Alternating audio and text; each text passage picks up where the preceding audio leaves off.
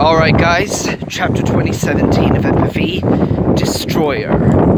If you've seen the last chapter, well, I think you know what's going on, but if you haven't, I'll give you a quick recap.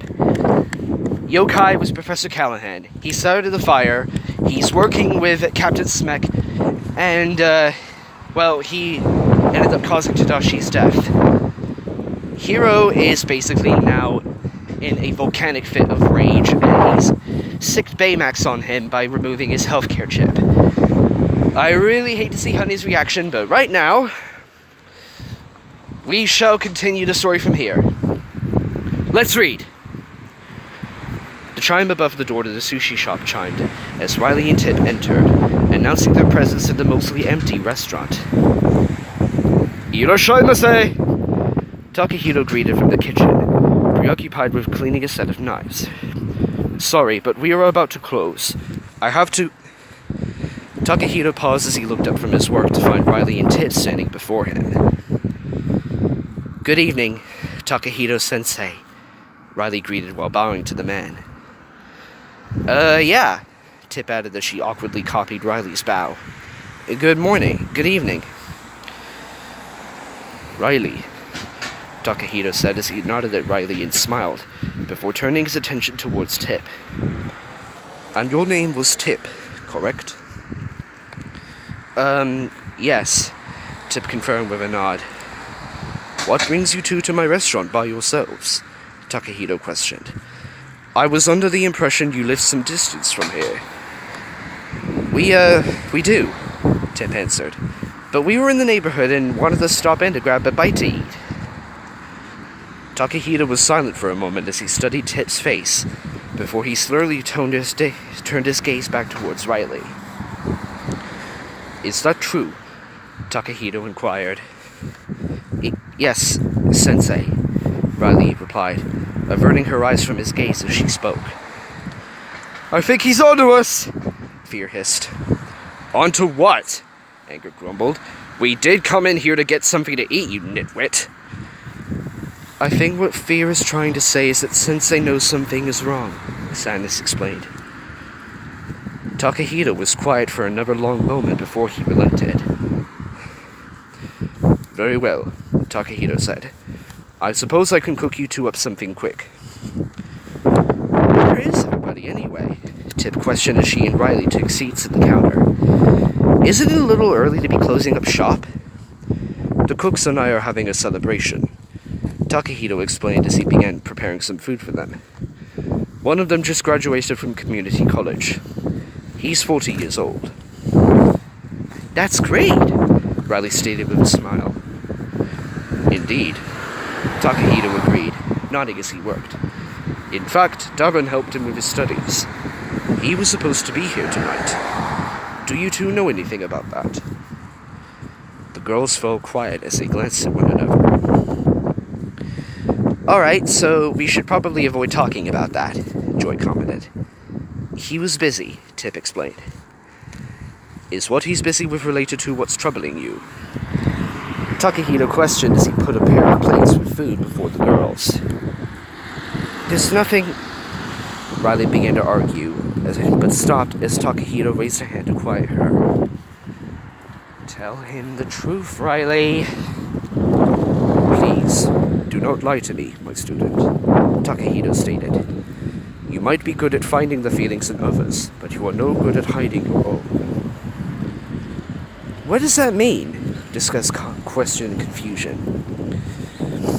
I think he's trying to say we're bad at being truthful to yourselves, Sanus elaborated with a sigh. He's right, it's one of our flaws. I'm not sure you'd believe us even if we told you, Sensei, Riley replied. You have the power to sense others' emotions, Riley, Takahito countered. I believe I am capable of handling anything you could tell me. Riley glanced over at Tip, who gave the other girl a helpless shrug, prompting her to sigh in defeat. You might want to have a seat then, Sensei, Riley stated. This story might take a little while. Riley then spent the next few minutes explaining what had been happening in the last few days in between bites of her food.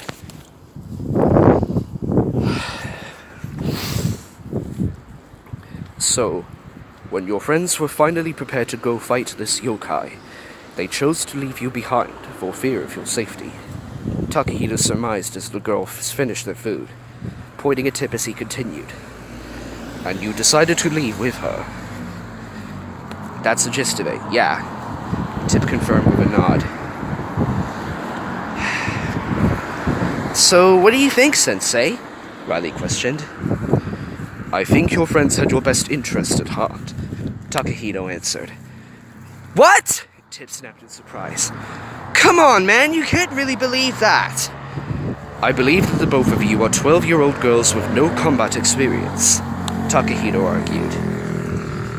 He's got a point, Joy muttered. She's the only one with superpowers!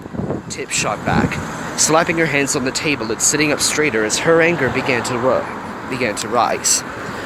So does she, Disgust argued. My powers once left me practically catatonic, Riley pointed out as she looked down at her empty plate. So do we, Sandus answered. Sandus added. The response caused Tip to waver as she slouched in her seat again. Riley, Tip began to say, but her words failed her. Maybe they're right, Tip, Riley sighed. Maybe I am a liability. Maybe it's better that I didn't go. Riley, Tadashi was your friend too, Tip said. You have as much a right to help take yokai down as any of the others do. This is true. Takahiro relented with a nod. Wait, what? Tip questioned in confusion, completely thrown off by the response. What you say is true, Takahiro repeated. Both of you have just as much right to bring Tadashi's killer to justice as the others. But you just said that I was unprepared, Riley pointed out, confused as well. You are, Takahiro agreed with a nod. But so are they. There was a pause as Tip and Riley glanced at one another in confusion. Alright, you've lost me, Anger grumbled. I'm sorry, Sensei, Riley said as she looked back at Takahito. I don't think we understand what you're getting at. You are unprepared for the challenge that lays before you, but so are your friends, Takahito explained. It is good of them to worry about you, but it does not give them the right to make your decisions for you. But what if they were right? Riley questioned, her confidence faltering. What if my powers are a liability?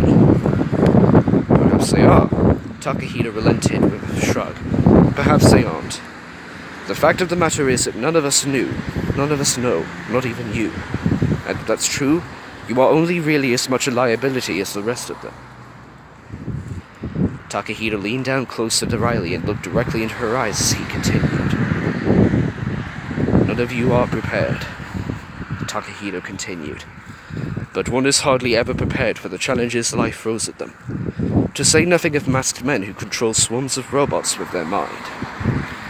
All that matters is that you have the strength to meet these challenges with courage and dignity. A strength I know you possess. Wow, Joyce said with a tone of awe. A smile graced Riley's features and she glanced away from Takahito. Thank you, Sensei, Riley said with a slight bow of her head. This exactly is why Takahito is now my favorite character in all of the story. I wonder if he'll appear in a sequel too.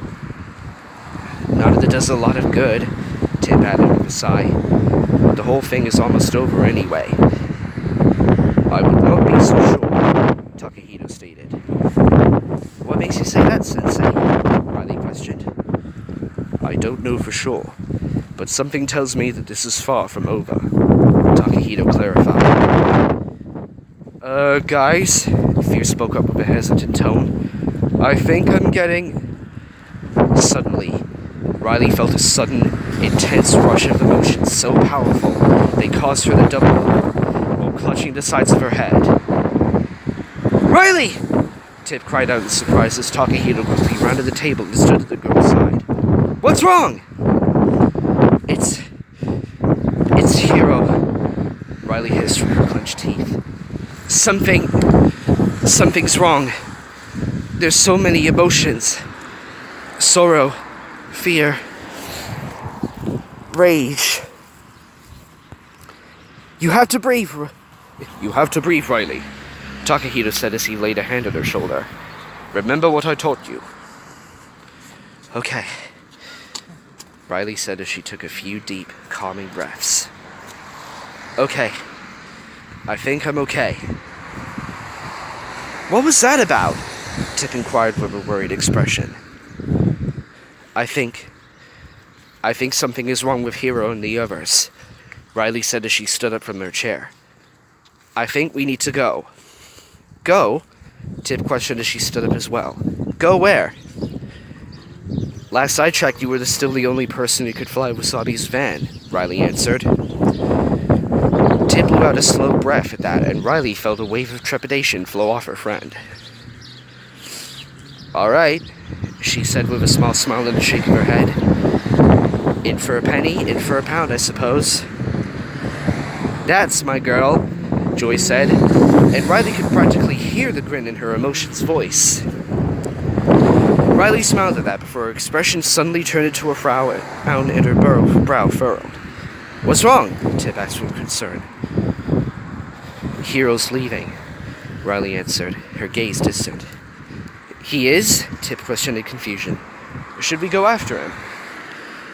No, Riley replied with a shake of her head. I mean, I think it would be a good idea for you to go check out where they went. Me? Tip inquired, quirking an eyebrow as she spoke. Not us.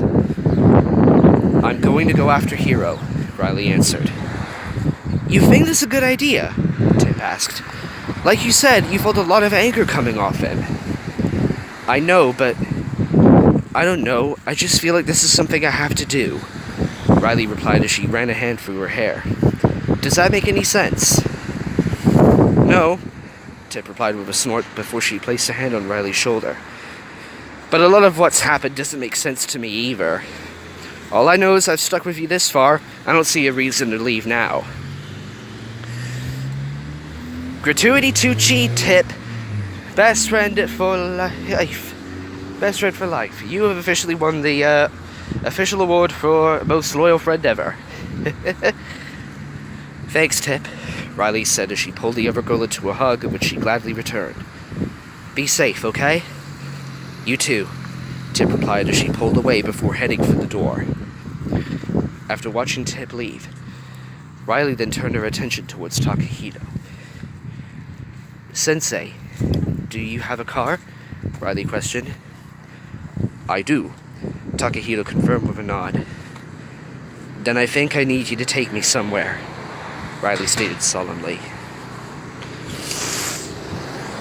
Oh my goodness, the plot thickens. A few minutes earlier. Oh, are we actually going back in time? We're going back a few minutes to the past. Well, this is certainly going to be an interesting ride. Baymax! Hiro shouted in sudden fear as the Gorg charged at him, its monstrous roar reverberating off the metal walls that surrounded them. Reacting to Hiro's call, Baymax stepped in front of the boy in order to intercept the Gorg's charge. Roaring again, the Gorg slammed into Baymax with enough force to knock the android off his feet, forcing Hiro to scramble away as the robot was slammed onto its back by the alien. As the Gorg stood up, Baymax moved to rise as well, but was stopped as the alien slammed its foot onto his chest, the force enough to dent the android's armor, and his red eyes suddenly went dark. I can't keep the portal open any longer! Craig shouted from the control room. I'm shutting it down! As the Gorg kept its foot on Baymax's chest, it scanned the room with its glowing orange eyes, snarling to itself as it did. Eventually, its eyes settled on Hiro as the portal shut down above them, plunging the room into tense silence. Oh my gosh. This is getting really intense.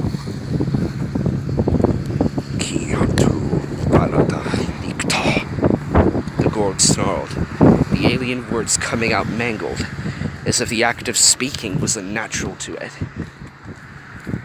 "What?" Hiro questioned. Are you trying to talk to me?" "Tam you'll not!" the Gorg snapped. "You're Tohum Gami!" I don't understand!" Hiro shouted back, his anger and confusion mixing.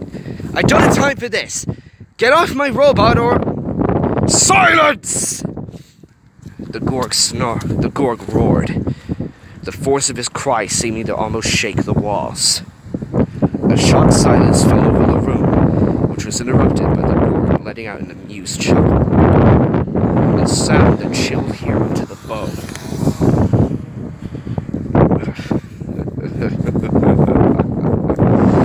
"Well, it's good to see that your prattling was useful," the Gorg snarled. "My universal translator is finally calibrated to your primitive language." "What the hell are you?" Hiro demanded. "Like my slaves said, I am the Gorg, taker of all things," the alien answered. "Taker of all things?" Hiro questioned in confusion. "What exactly have you come to take?"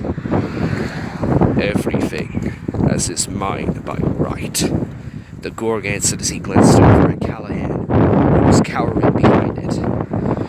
"But something in particular has drawn me to your primitive world.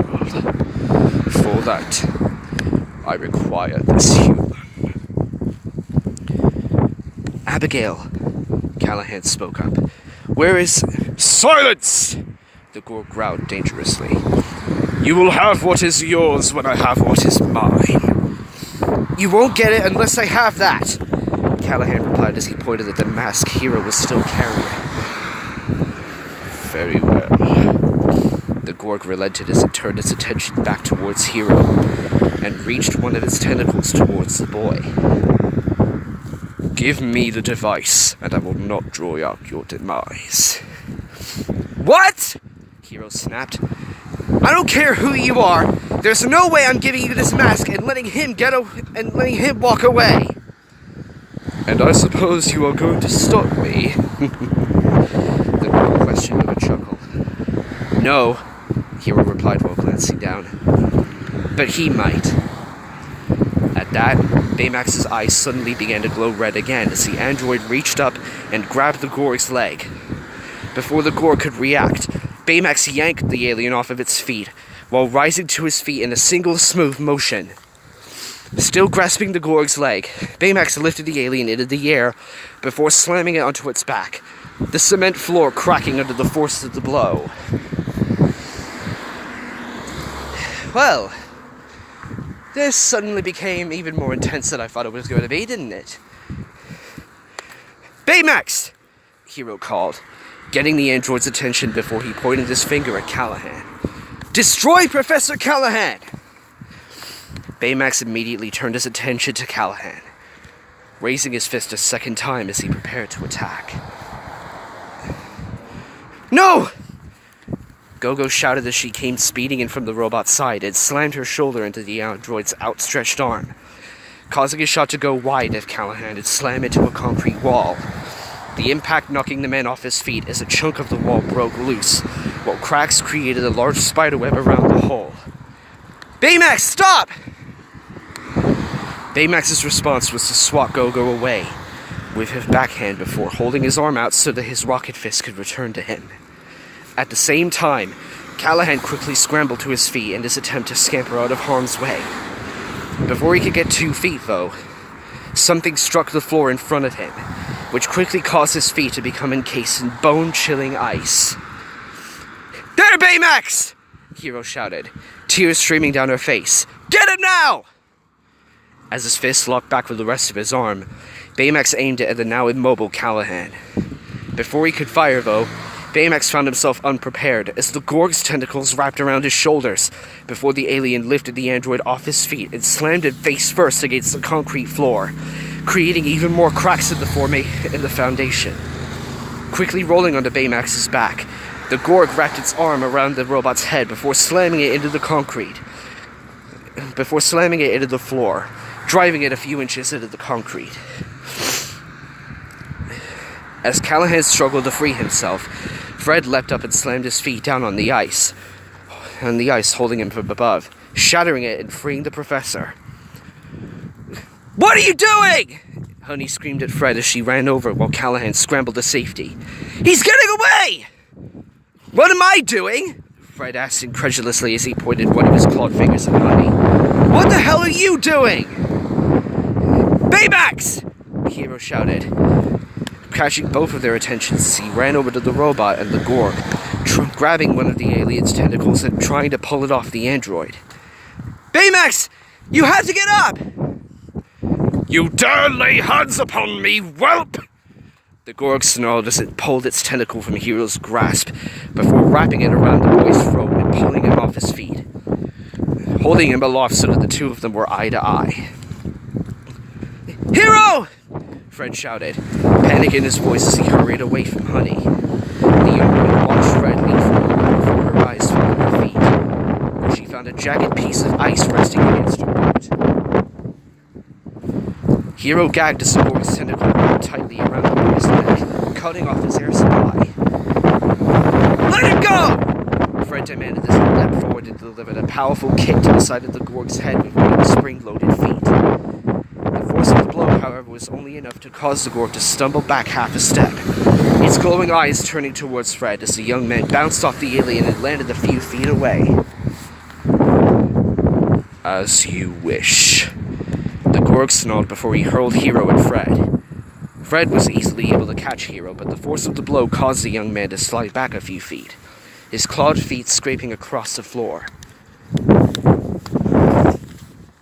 Wow. The Gorg never really got a chance to actually fight in home. But he's actually a freaking powerhouse here. He's just treating Baymax, Hiro, and Fred as if they were frickin' ragdolls. "You okay, Hiro?" Fred questioned as he placed the boy back on his feet. "Yeah," Hiro replied through racking coughs. "I'm fine." "All right, pal," Fred declared, pointing a finger at the Gorg as the alien began to approach it. "I don't care if you're some kind of badass alien warlord. Nobody hurts my friends. Fire breath!" With that, Fred fired a stream of fire at the Gorg, completely engulfing the alien. At first, it seemed as though the flames had consumed the Gorg, but after a moment, the fire seemed to bulge as something moved through them. A second later, the Gorg's head poked out of the fire as it continued to approach Fred, the heat and the flames seemingly having no effect on it. Reaching Fred, the Gorg wrapped one of its tentacles around Fred's midsection, blocking the suit's mouth and cutting off the jet of flame. Fred let out a choked cough as the Gorg's grip tightened around his midsection and the alien lifted the young man into the air. "Is your kind truly so primitive you'd use something as base as fire against me?" The Gorg spat with contempt. "How about something a little more high-tech?" Wasabi called as he rushed at the Gorg from the side, before leaping at the alien with one of his plasma blades raised while letting out a loud war cry. Seeing the young man coming, the Gorg raised its free tentacle arm to defend itself from Wasabi's attack. As the plasma blade met the Gorg's tentacle, instead of slicing through, it came to an abrupt stop, cutting only an inch or so into the alien's arm. The sudden stop sent a jolt through Wasabi's arm, and he stared at the point where his plasma blade met the Gorg's arm in shock. That's... Wasabi mumbled, a look of utter surprise plastered upon his features. "Pathetic." The Gorg snarled before his tentacle arm snaked around Wasabi's outstretched limb and gripped tightly. Barely exerting itself, the Gorg lifted Wasabi off his feet and spun both the young man and Fred about. Completing the spin, the Gorg hurled Fred and Wasabi through the air, sending them crashing into Hiro, causing all three to go rolling across the cement floor, Callahan's mask slipping from the boy's fingers and skidding across the ground in the process.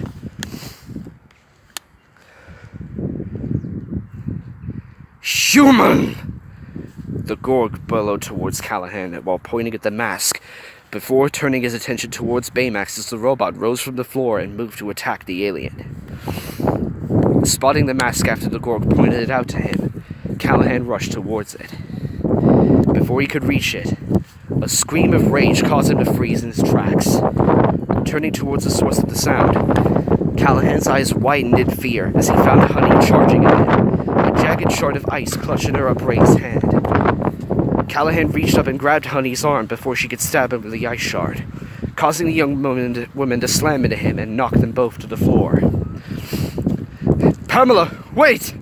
Callahan pleaded as Honey rolled on top of him and attempted to stab him, the professor managing to stop her attack mere inches from his throat. "You don't understand."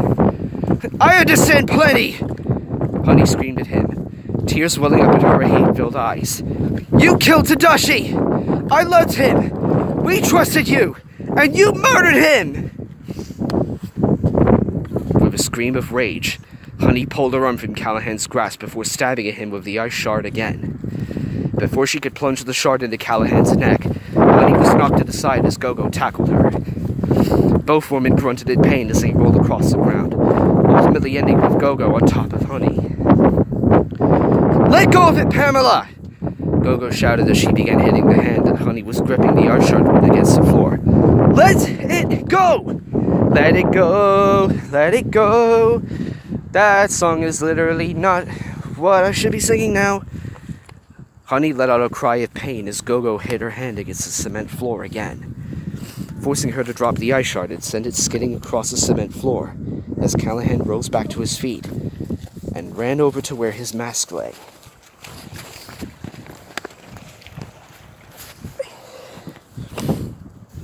Metal screeched as the Gorg hurled Baymax through one of the support columns for the control room before he slammed into another one, bending it heavily. Baymax quickly tried to recover, but the Gorg was already on him, leaping up and drop-kicking Baymax with enough force to knock him through that support column as well, causing the ceiling above them to groan and shake ominously. Stepping up to Baymax as the robot tried to push himself to his feet, the Gorg wrapped its tentacles around the android's midsection before lifting him up, spinning him around and throwing him. Baymax sailed clear across the room, slamming into one of the concrete walls with enough force to knock chunks off of it, while huge cracks crawled all the way to the ceiling. Well, this battle is definitely not going too well. "I've got it!" Callahan called as he placed his mask back on his face, the thousands of microbots scattered around the room stirring to life. "Good," the Gorg replied as it stalked out from under the control room, which had begun to sag dangerously from the lack of proper support. "Get the others and we shall depart this place." "Hi, sorry. Take care." As the Gorg finished speaking, it juked to one side to avoid the rocket fist Baymax shot at it before rolling to the other side to dodge the second. The fist continued flying forward after missing the Gorg, slamming into more of the support columns instead. The damage done to the columns proved too much for the structure to bear, and the control room went crashing to the ground, sending up a cloud of debris and dust. "After I deal with this nuisance," the Gorg snarled as it stomped out of the dust cloud, its gaze locked on Baymax as it began rushing towards the robot.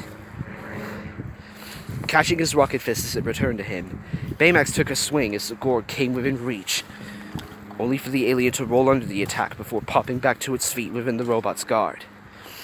Wrapping its tentacles around Baymax's midsection, the Gorg twisted and wrenched the robot off his feet before suplexing him against the floor, the force of the blow leaving a massive dent in the ground while chunks from the cracked roof were shook free and sent tumbling down to the floor. Okay, has the Gorg actually been taking lessons from Randy Orton? He's so strong. "The whole building is coming down!" Cray shouted from where he stood near the portal ring with Ode smack. "Then I suggest we take our leave," Callahan, now fully dressed as Yokai again, stated as he rose up to the level on a column of microbots. "What?" Craig questioned as he took a fearful step away from Yokai, stopping only when he felt the barrel of Smeck's shotgun press against his back. I'm not going anywhere with you! You will be going exactly, Smeck began to say threateningly.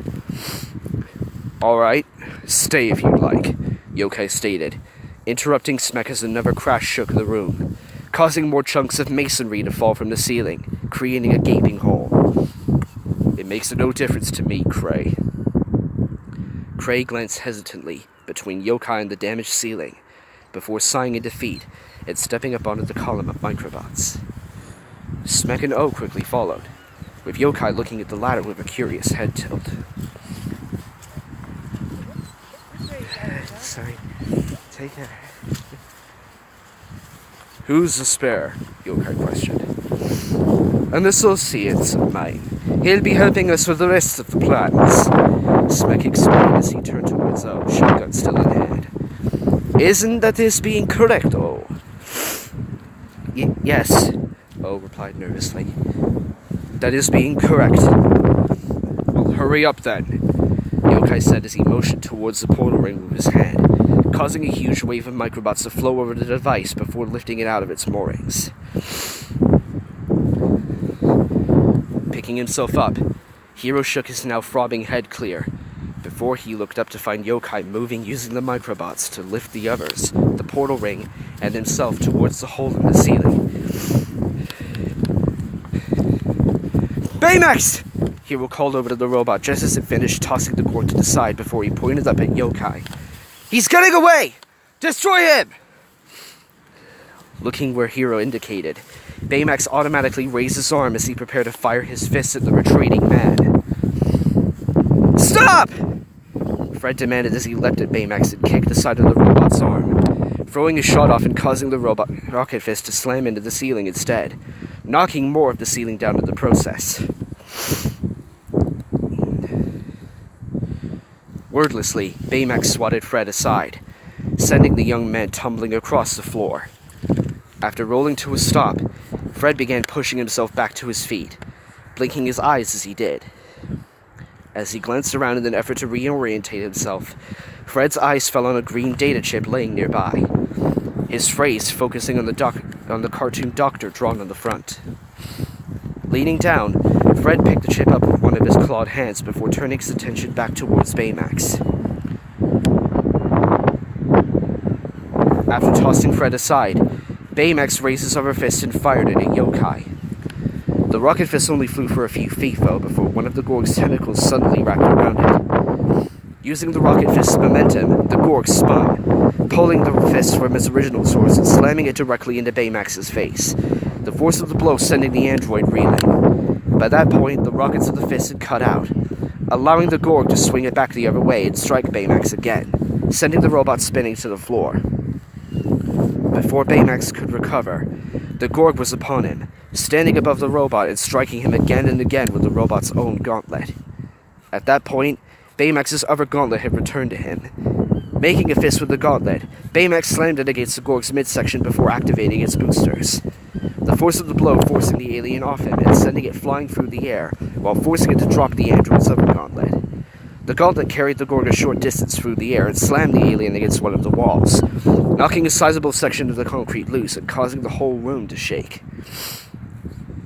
As Baymax picked himself up, his other rocket fist returned to him, locking back with his armor. As it did, Baymax turned his attention back towards Yokai just as he was reaching the hole in the ceiling, ignoring the debris that fell around him. Do it, Baymax! Hiro shouted, rage boiling in his voice. Kill him! As Hiro spoke, Baymax was able to lock onto Yokai and prepare to fire.